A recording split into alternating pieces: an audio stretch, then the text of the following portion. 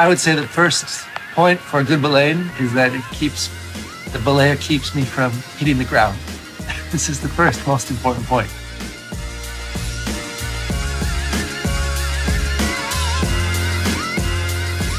Probably one of the number one points in belaying is to never take your brake hand off the rope. Dynamic belaying is about softening the shock in the rope system, like when we fall. The belayer has to wait just for the instant where the climber is about to weight the rope to take a step forward or to jump, right?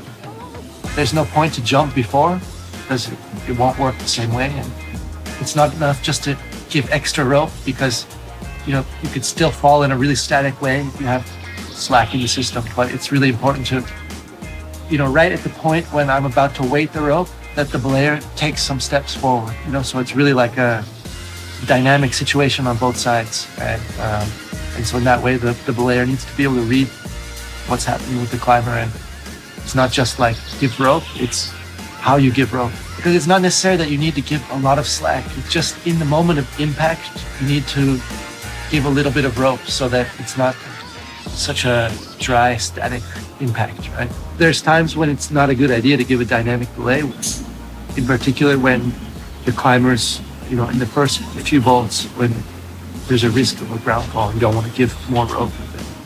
That is really necessary. Sometimes to unclip the first bolt is that you have a little more room for a dynamic belay. And otherwise, in a big fall, you could pull the belayer up into the first bolt, and there could be a risk that the carabiner hits the gree-gree.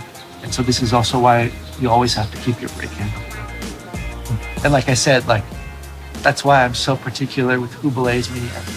It's not just like, hey, belay me, man. No, it's like, I want to see, I want to know, a little bit about that person. Because in the end, my life is in their hands and vice versa. So it's actually something to be, taken quite seriously.